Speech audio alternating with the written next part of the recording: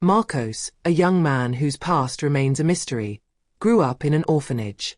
He has no clear memory of his family or origins, except for a strange star-shaped pendant he has always worn around his neck. This piece of jewelry is his only tangible link to an unknown past, and despite the questions that haunt him, no one at the orphanage has ever been able to tell him more about it. Day after day, he gazed at this star, wondering who it belonged to and why it was left to him. At 18, armed with few resources but a fierce determination to build a future, Marcos left the orphanage. The idea of forging a new life, far from the dreary walls where he grew up, motivated him to overcome the countless obstacles he faced. His first years on the outside were particularly difficult.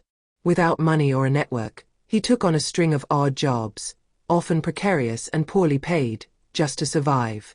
He sometimes slept in makeshift shelters, battled hunger and loneliness, but never lost hope for a better life. Whenever he thought about giving up, he clutched his pendant in his hand, like a talisman carrying an invisible promise. After several years of relentless struggle, Marcos finally secured a stable job as an aquaculturist at the sprawling estate of Esteban Martinez.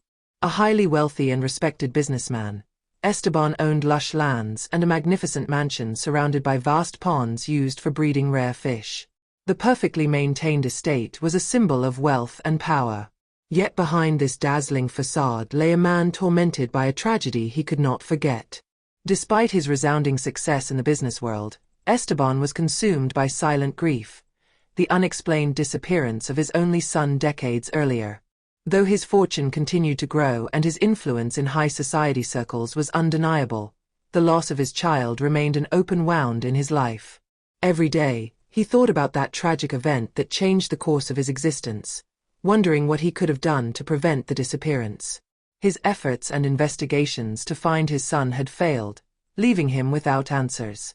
This void in his heart gradually turned into an omnipresent shadow, preventing him from finding peace, even at the height of his success. Marcos's first day on the job was marked by palpable tension. Upon his arrival, he was greeted by Alberto Ruiz, Esteban Martinez's butler, a man whose mere presence commanded respect. Alberto, dressed impeccably, had the air of a former military officer, with measured movements and rigid features. He observed Marcos with a coldness that betrayed immediate mistrust, as if scrutinizing every newcomer before they even spoke. His piercing gaze seemed capable of reading flaws and hidden intentions, a skill honed by years of service in this household where excellence was an absolute requirement. Although slightly intimidated, Marcos strove to remain calm. He knew that first impressions were crucial. As he followed Alberto through the vast, impeccably maintained gardens, his eyes lingered on the vibrant flower beds, the pathways lined with sculptures, and the fountains softly singing in the morning air. The estate seemed almost unreal, a world of its own, far removed from the harshness of the outside world he had known until then. Yet despite the beauty of the place, Marcos couldn't escape the growing nervousness within him. Alberto's authoritative silence only reinforced the impression that he was being evaluated constantly, as if a single misstep could see him dismissed from this prestigious environment. "This is where you'll be working," Alberto finally said in a curt tone, breaking the oppressive silence that had hung over them since their meeting. They had arrived at a large greenhouse housing freshwater pools for breeding rare fish. The faint sound of fish swimming beneath the surface contrasted with the tense atmosphere emanating from the butler. Marcos nodded silently, knowing this was his chance to prove his worth. Yet he couldn't shake the feeling of being watched, as if every move he made would be meticulously scrutinized by Alberto, ready to pass judgment. Alberto stood straight, arms crossed, monitoring Marcos's every motion. His strict demeanor left no room for error. He was the keeper of the rules and traditions of this household, with zero tolerance for incompetence. "The master does not tolerate mediocrity," he said brusquely. "Everything here must be done perfectly. Every task, no matter how small, is important. Never forget that." His words were almost a warning, a way of letting Marcos know that even the smallest mistake would not go unnoticed. Fully aware of the pressure on him, Marcos responded with a respectful nod. "I understand, Mr. Ruiz. I'll do my best." Though simple, his response was sincere. He knew this job was a unique opportunity, a chance to finally escape the struggles that had defined his life. But he also understood that to survive here, he would not only need to learn quickly but also earn the trust of this stern man. After a moment of silence, Alberto added, in a tone slightly more conciliatory but still distant, "If you need anything, speak to me directly. I don't tolerate troublemakers." The brief statement carried weight. It signaled that despite his apparent coldness, Alberto saw discipline as a necessary tool to maintain order in the house, but he could also be an ally if Marcos proved himself worthy. The young man immediately set to work, feeling Alberto's imposing presence behind him at every moment. The first hours were marked by Marcos's intense concentration. He carefully cleaned the pools, checked the water quality, and ensured every task was carried out with precision. He wanted to show that he deserved his place here, that he was not just an inexperienced orphan, but someone capable of integrating into this world of excellence. As the day progressed, Alberto eventually moved away, but Marcos knew he would always be under observation in one way or another. The butler wasn't a man to leave anything to chance, and Marcos had to prepare for each day to feel like another test. Days passed, and Marcos adapted to his new life on Esteban Martinez's estate, keeping to himself and avoiding unnecessary attention. He preferred to remain in the background, fully absorbed in his work as an aquaculturist, whether maintaining the ponds or tackling the more intricate tasks associated with the rare species bred on the estate. Yet, despite his efforts to stay unnoticed, an imperceptible tension began to build around him. The staff, accustomed to the routine of the property, gradually noticed the master of the house's lingering gaze whenever he crossed paths with Marcos. One particularly sunny afternoon, as a light breeze rippled across the surface of the ponds, Marcos was focused on adjusting the water filtration systems. He paid no attention to the faint sound of footsteps approaching him. Esteban Martinez, a businessman of seemingly unshakable composure, was strolling through the gardens, his thoughts visibly elsewhere. It was not his habit to linger near the staff, but this time, something caught his attention. Rounding a path lined with exotic flowers, his eyes fell on Marcos's figure. It wasn't the young man himself that intrigued him, but the star-shaped pendant hanging from his neck, glinting in the sunlight. Esteban froze abruptly, as though struck by a memory he had long buried deep in his mind. His eyes locked onto the object, and his heart began to race. The star-shaped pendant. There was no doubt. It was identical to the one his son had worn on the day he was abducted years ago. A unique piece, custom-made for his son's birthday. A wave of shock overwhelmed Esteban, and his legs seemed to falter under the weight of the emotion. How could this young man possess such an object? For a moment, he lost all sense of the present. Painful images from the past surged into his mind with startling clarity. His son's smile, the laughter that once filled the house, and then that cursed day when everything fell apart. The absence, the silence, the abduction, and the despair that followed. Despite years of searching and investigations, he had never found any trace of his child. That pendant was the last thing he had seen around his son's neck before he disappeared forever. Esteban was overwhelmed by a wave of pain and hope mingled. His gaze remained fixed on Marcos, as though the young man held a hidden key to his past. A torrent of conflicting emotions coursed through his mind. Could it be a coincidence? A cruel twist of fate? Or was it possible that this young man was somehow connected to his missing son? Without hesitation, Esteban hurriedly left the gardens, leaving Marcos, unaware of the turmoil he had just caused, to continue his work. His mind racing, Esteban immediately sought out Alberto Ruiz, his loyal butler. He needed answers. He needed to understand where the pendant had come from. Esteban found Alberto in one of the estate's grand walkways, giving instructions to a group of gardeners. With a quick gesture, he called him aside. Esteban's face, usually impassive, now betrayed an unusual nervousness. Alberto, taken aback by his master's demeanor, silently followed him to a more secluded spot. Alberto, that young man. The one working by the ponds, Marcos. Who exactly is he? Esteban asked, his voice trembling with suppressed emotion. Alberto, a man of unshakable discipline, furrowed his brow slightly, intrigued by his master's sudden urgency. Marcos. He's a young orphan, sir. He was hired recently. He grew up in an orphanage in the region. I made sure everything was in order with his references. Alberto's words echoed in Esteban's mind. An orphan? His thoughts swirled. If Marcos had grown up in an orphanage, it might explain why he wore the pendant. But how was that possible? How could such a deeply personal and intimate object have ended up around the neck of this stranger? Esteban felt disoriented. The possibility that he might be on the verge of uncovering a crucial piece of his past unsettled him deeply. But Alberto could provide no further details. He only knew the official story of Marcos, a young man with no family, who had worked hard to make a life for himself, and whose existence seemed, at first glance, unremarkable. Did he tell you how he got that pendant? Esteban asked, the urgency in his voice impossible to miss. Alberto shook his head, puzzled by this line of questioning. No, sir.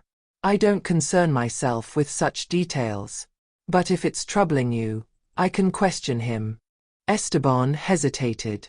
The pendant had stirred a whirlwind of hope in him, but also a terrible fear, the fear of being disappointed yet again.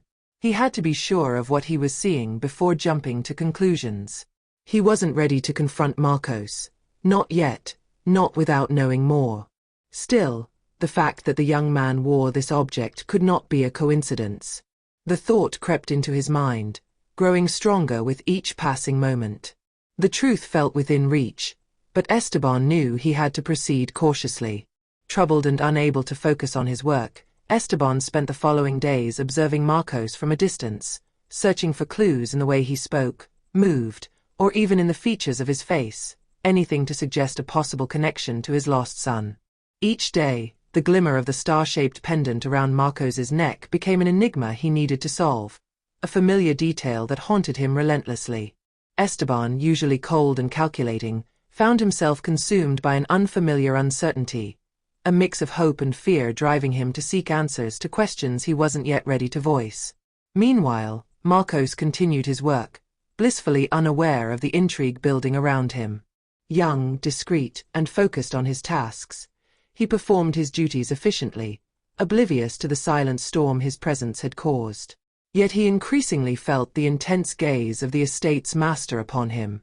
What initially seemed like indifferent glances, typical of a boss towards an employee, grew more persistent, almost invasive. At first, Marcos thought it might be a sign of interest in his work or perhaps even a tacit acknowledgement of his efforts. But as the days passed, the attention became unsettling. Esteban's silent observation from afar made Marcos uneasy. Sensitive to unspoken dynamics, he began to question the sudden interest. Why would a man so powerful and typically distant concern himself with a mere employee, someone he usually wouldn't even exchange a word with?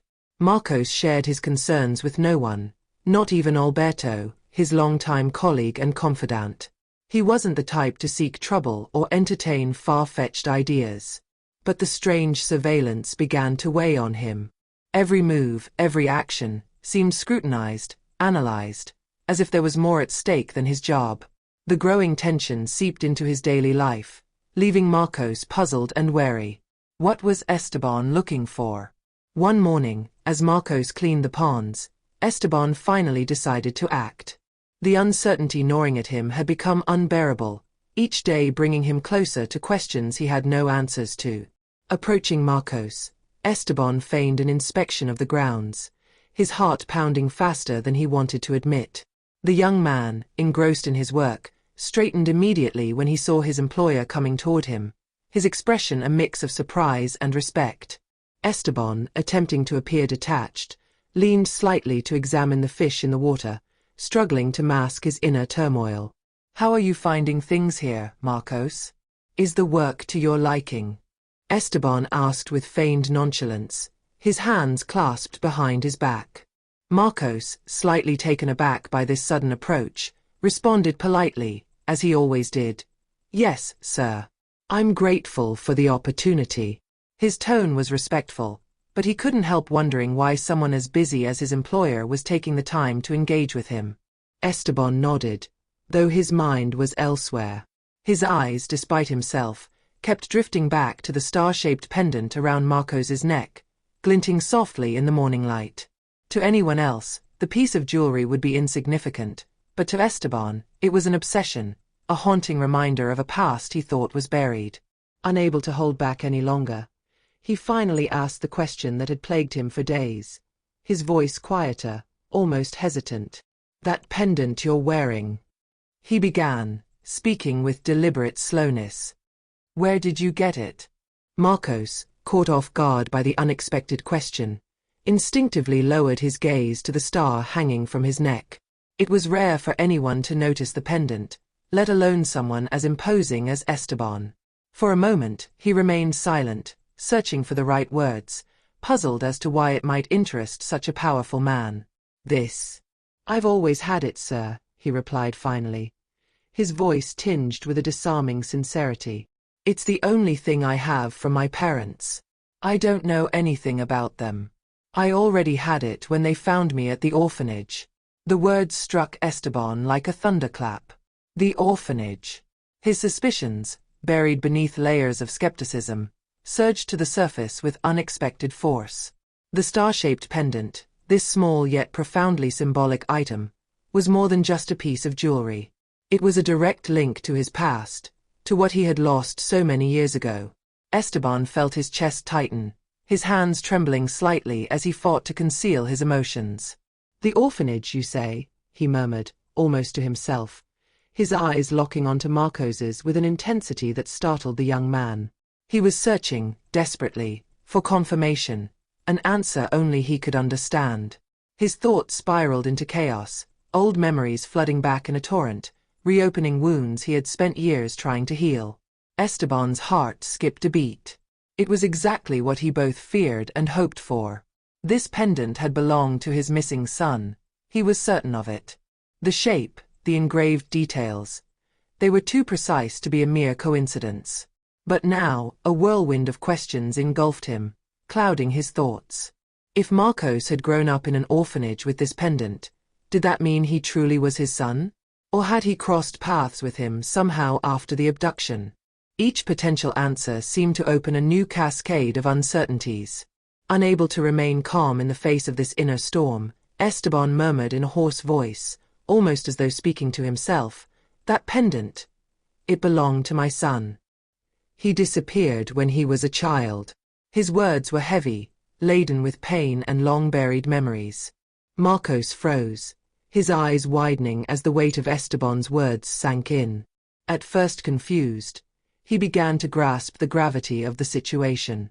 This pendant, the small trinket he had worn all his life without understanding its significance, might hold the key to a past he had never known. A lump formed in his throat. He had never imagined that this simple object could carry such profound meaning. "Your son," he stammered, his words hesitant as if struggling to process the incredible revelation. Overcome by emotion he could no longer contain, Esteban abruptly turned on his heels. He couldn't bear the weight of the moment any longer.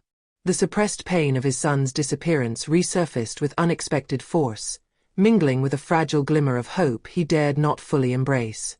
His hurried, nervous footsteps echoed across the ground as he walked away, leaving Marcos standing alone, stunned and perplexed by the strange confession. Marcos remained frozen, trying to collect his thoughts. He glanced again at the pendant, the star glinting around his neck, seeing it now as if for the first time, in an entirely new light. The mere possibility that he could be the lost son of such a powerful, influential man felt unreal, almost impossible. And yet, he couldn't ignore the sincerity in Esteban's voice, the anguish that had been so evident in his words. Doubt began to creep into everything Marcos thought he knew about his past. The orphanage, his modest life. It all seemed so far removed from the story that had just been revealed. Questions flooded his mind.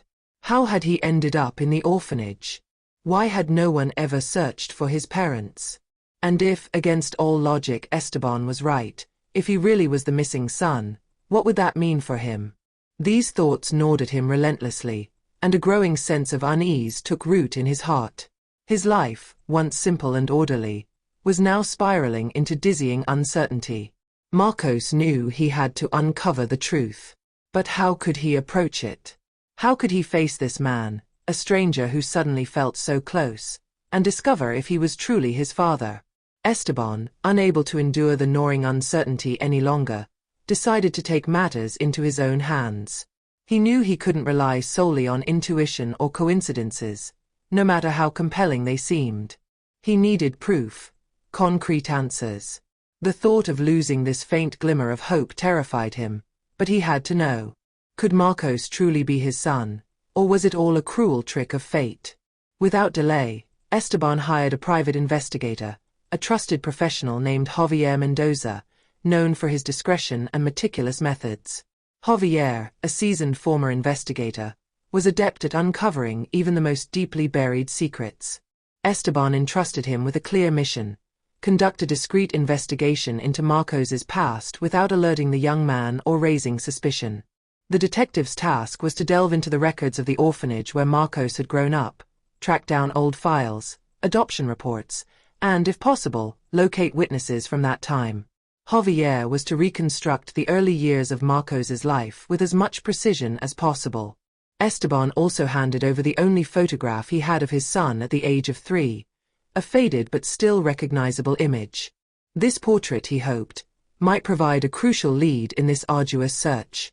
Javier accepted the mission with professional resolve, though he knew such investigations could be time-consuming, especially if records had been lost or scattered over the years. Nevertheless, he set to work immediately, combing through archives of public and private institutions, discreetly questioning former employees of the orphanage, and digging through forgotten files in dusty administrative offices.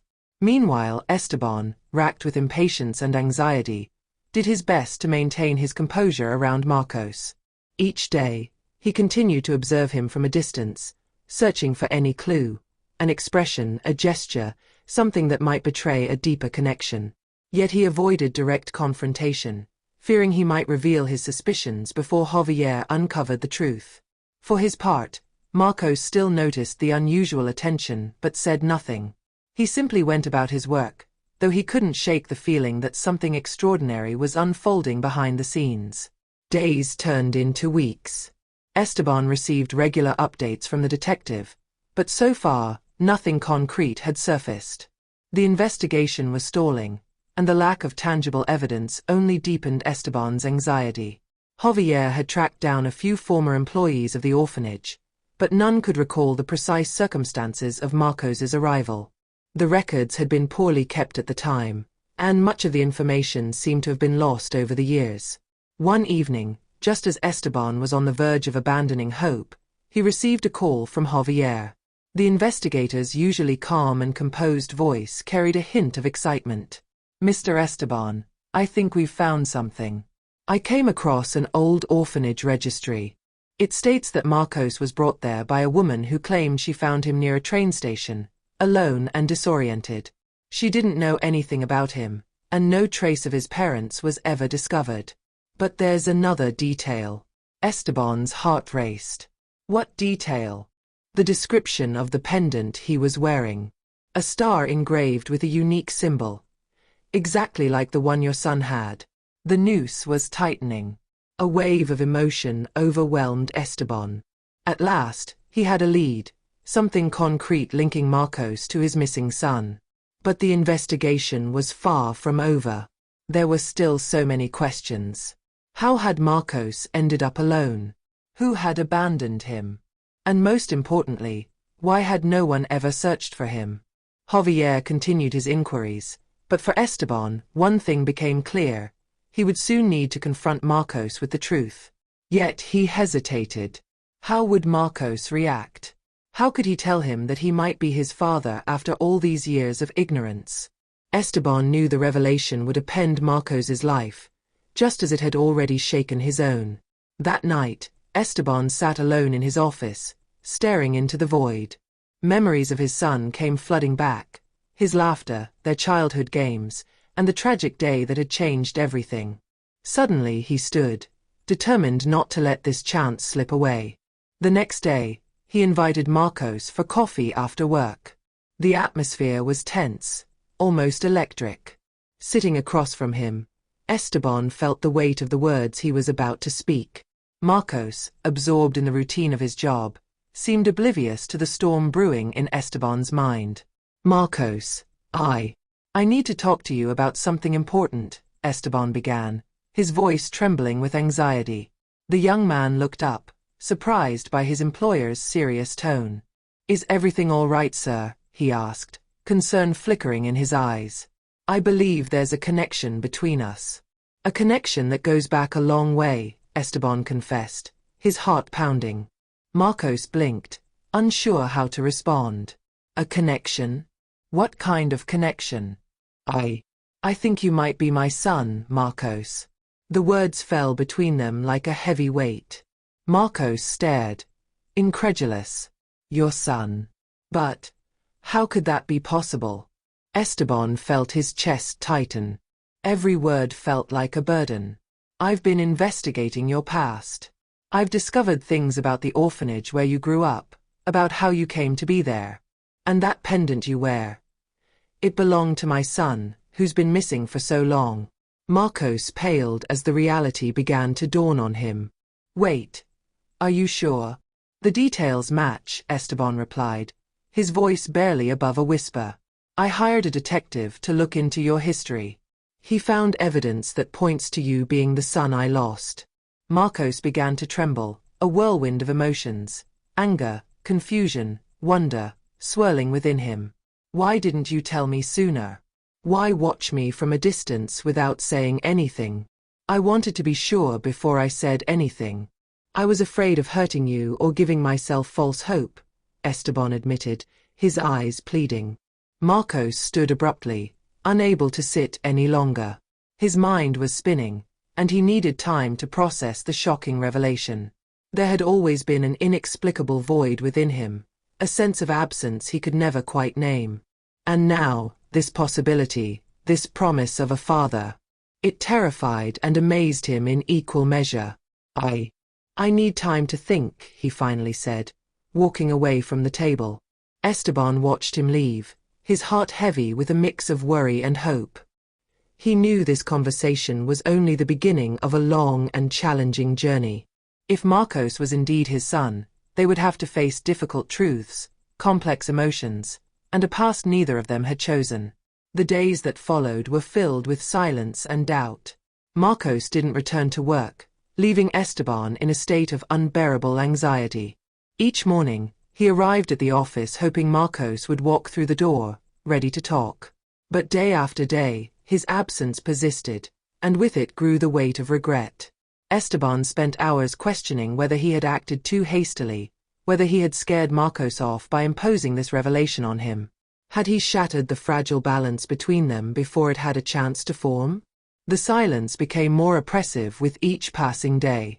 Every phone call made Esteban jump, every shadow in the hallway reignited a flicker of hope. But there was nothing. No message, no word. He couldn't bear the thought of losing Marcos without trying to reach out to him, to explain what this discovery meant to him. Yet he knew he couldn't rush things. Marcos needed time to absorb what he had learned, to come to terms with the enormity of this potential truth. One morning, as Esteban stared distractedly at the papers on his desk, he heard a faint knock at the door. His heart leapt. The door opened slowly, and Marcos stepped inside. He looked different, calmer, but also deeply thoughtful. His eyes searched for Esteban's, and in his gaze was a new light. There was hesitation, but also a determination not to shy away from the unsettling truth they now faced. Esteban stood immediately, unsure of how to greet him. Marcos, he began, his voice barely audible. Marcos nodded, taking a deep breath before speaking.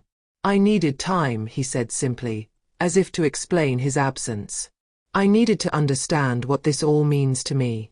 Esteban remained silent, sensing that Marcos had more to say. He didn't want to push him, but instead offered the space for him to express himself. When you told me I might be your son, Marcos paused, the words weighing heavily on his tongue. I didn't know how to react. All my life, I've lived without knowing where I came from, with nothing but this pendant. I had resigned myself to the idea that I had no family, that no one was looking for me. And then you show up, and everything changes. Esteban nodded gently, understanding the turmoil this revelation must have caused. I understand. It's a lot to take in. Maybe I shouldn't have confronted you so quickly. I didn't want to scare you. Marcos sat down across from him, his gaze momentarily fixed on the void. I've spent these past days thinking, wondering if it's possible, if you could really be my father. And I realized I can't ignore this possibility. I can't run from it. I need to know. Relief washed over Esteban. We can do tests to be sure, if you're okay with that. I don't want to force you into anything. It's your decision. Marcos nodded, but an emotional shadow crossed his face. Yes, but it's not just about that. It's not just a question of a DNA test. I want to know who I was before all this. How I ended up in that orphanage. Why no one found me. Those questions had haunted Esteban as well. He knew they had a long journey ahead to uncover the full truth, but it was a step toward reconciliation. I've hired someone to investigate all of that, Esteban admitted. I already have some answers, but there are still many gaps. I promise we'll uncover the truth together. Marcos looked up at him, hesitating before asking the question that had burned inside him for days. If I really am your son, why didn't you come for me? Why did it take so long? The question hit Esteban like a blow. He felt his throat tighten. I did look for you, Marcos. 4 years, I did everything I could to find you. But I was led to believe that you were. He closed his eyes for a moment, trying to contain the emotion threatening to overwhelm him. I was told you were dead. I thought I had lost you forever. A heavy silence followed this revelation. Marcos, stunned, didn't know how to react. The father he had never known had spent years searching for him, grieving his loss. The very idea that he had been mourned as a lost child shook him to his core. Esteban continued in a quieter voice. I can't change the past. All the time we lost. I can never get that back. But what I can do is be here for you now. To give you all the answers you're looking for, to help you understand. Marcos, still silent, finally nodded. All right, he murmured. Let's do the test. And let's find out the truth together. A wave of relief flooded Esteban. It was a small step, but a step toward something greater, something deeper. They were ready to face the truth, no matter where it would lead them. For the first time, the hope of a true reconciliation appeared on the horizon, and this time, Esteban had no intention of letting his son slip away again. The days that followed were filled with palpable tension, each moment seeming to stretch endlessly.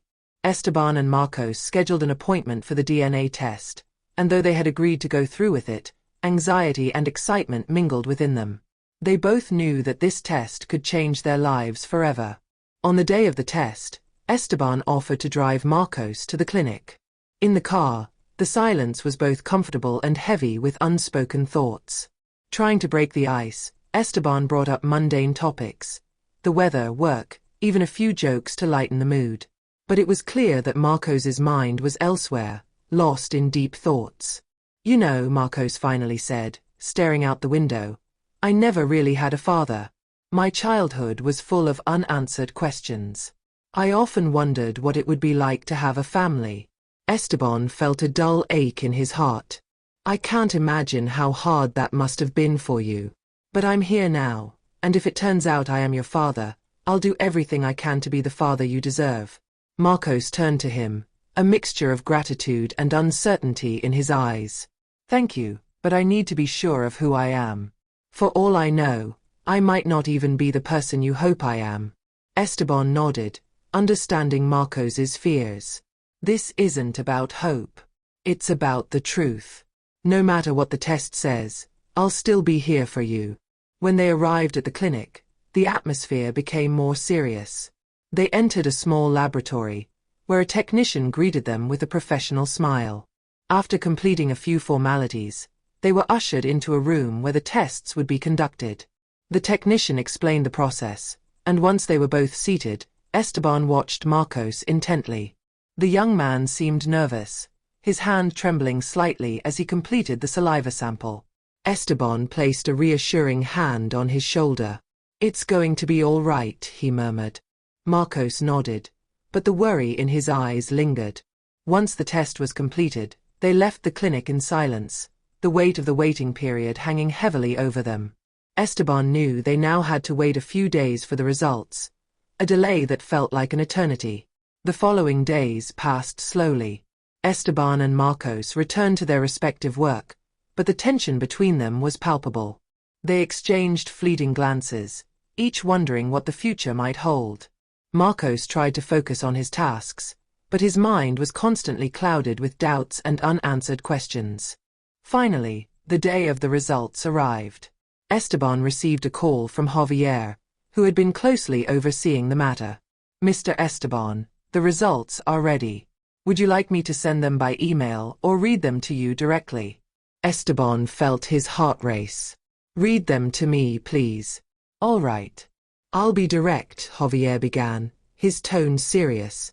"The results show a 99.9% match between you and Marcos. You are indeed his father." Esteban's breath caught, and a wave of emotions overwhelmed him. He was finally a father, but at what cost? The realization that Marcos, the man he had met by chance, was truly his son left him speechless. Tears of joy and relief welled in his eyes. "Esteban, are you there?" Javier asked, concerned. "Yes, I'm here," Esteban managed to reply, his voice trembling. "Thank you, Javier.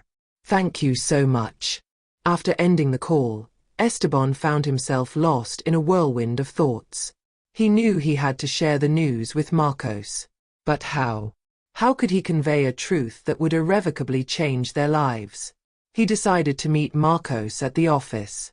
When Marcos entered, Esteban immediately noticed his anxiety. The young man seemed on the verge of breaking, his eyes searching desperately for an answer he didn't yet have. "Marcos, please sit down," Esteban said, his tone calm but firm. Marcos obeyed, his hands trembling slightly on his knees. Do you have any news?" Esteban took a deep breath, weighing each word carefully. "Yes, we have the results. And they show that I am your father." Silence fell, heavy and intense. Marcos's eyes widened, and he froze, trying to process the information. You're serious?" he finally asked, his voice barely above a whisper. "Yes, it's true," Esteban confirmed, his voice thick with emotion. "You are my son, Marcos. I never stopped looking for you." Marcos stood abruptly, his face a mix of surprise and doubt. "How is this possible? Why didn't I ever know?" "It's a long story, but I want to explain everything to you," Esteban said, striving to remain calm despite the gravity of the moment. "I never wanted to lose you. You are the most precious thing in my life now." Tears streamed down Marcos's cheeks, a blend of disbelief and relief. He was caught between the joy of discovering his origins and the pain of the years spent in ignorance. I don't know what to say," he murmured, the words catching in his throat. "You don't need to say anything right now," Esteban said softly. "We have time. I'm here to help you make sense of all this. We're in this together." Marcos nodded, still in shock. The idea that he wasn't alone, that he finally had a father, was both comforting and overwhelming. They had found each other under the most improbable circumstances, but it was a new beginning. "What do we do now?" he asked, a flicker of hope beginning to shine in his eyes. "I want you to take your time to process this," Esteban replied. "But I think it's important for you to know where it all started. I want to share my story and your mother's story with you. I want you to understand where you come from." Marcos took a deep breath, a mix of curiosity and apprehension passing through him. "I'd like that. I want to know who I am." Esteban smiled, sensing that their journey together was just beginning. "Then let's start now. I'll tell you everything I know. Together, we'll uncover our past and build a future, one I hope will be bright." With that, they launched into a conversation that would mark the beginning of a new life. One filled with possibilities, redemption, and love. The father-son bond, long lost, had finally been found.